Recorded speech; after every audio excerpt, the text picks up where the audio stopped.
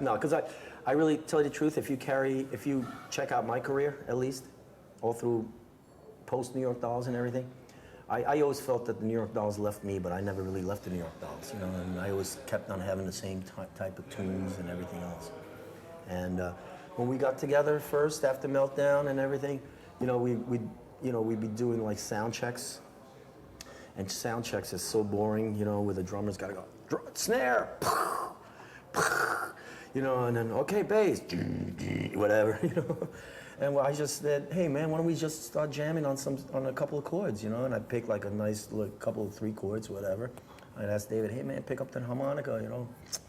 And you know, we throw a good line here and there, and all of a sudden it's like, hey, we got a little song. Excuse me. What was the first song? The first one actually Sammy Yaffa wrote, and with David's lyrics. It's called We're All in Love. It kicks off the whole album. And that was the first one we had. And we started performing it live, you know, and it went seamlessly, like between, you know, our old songs and the new songs. You know, the audience didn't know the difference. They were singing to both of them. So we said, man, that's not bad, you know, I think we got something here. And, you know, let's bust out a couple more. And we started writing a couple of new songs. We had 3 songs altogether, which was the We're All in Love. We had Plenty of Music. I came up with the music to that, lyrics by David. Then we had Punishing World, and that's by Steve Conti, by the way, music. And we started performing those 3 songs, and after a while we said, hey, why don't we just, you know, let's listen to them as a demo. And we went in and we recorded them.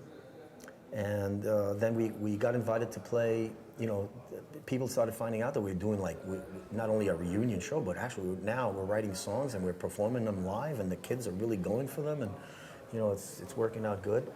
And so the next thing was, we went to play the South by Southwest. There's a big festival in Austin, Texas, Bravo. This was the, I guess it was, 2005. 2005 in March of 2005. And we were kind of chased around by a few record companies. But Dave Basin, who's the A&R man for Roadrunner Records, he saw us, and he actually knew Sammy Yaffa. Okay. Because Sammy actually, he has a band too, and they knew each other and stuff like that. And he said, who are you playing with, Sammy? He said, I'm playing with the New York Dolls. He said, you're kidding me? They're looking for a deal? Like they thought, I guess he thought, that we could walk up to anybody's office and say, hey, when the New York Dolls take us, give us a fucking deal. Give us a deal. But it's not like that. But anyways, we have to prove our shit. You know, we have to get out there and do it. But is it now for you then? Because you were saying, well, that you had some bitterness moments.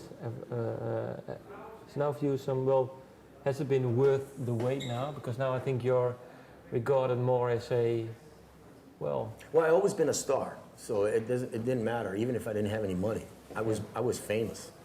No, but I mean for you now, because you started. Yes.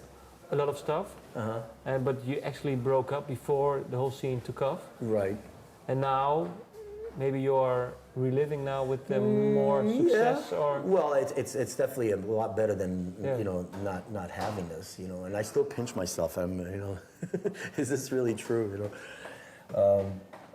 Yeah, I mean, you know, life has its weird moments, its ups and downs and stuff. But you know, I think you just gotta kind of roll with the punches, and you know, and just, I mean, of course, it's a lot better to be, you know, to a musician, you're only as good as your next gig. You know, to a musician, we're always, you know, what are we gonna do next? You know, and that's really, you know, and that's all you live for, really, is performance and getting your ass out there and fucking rock and roll in the house, you know.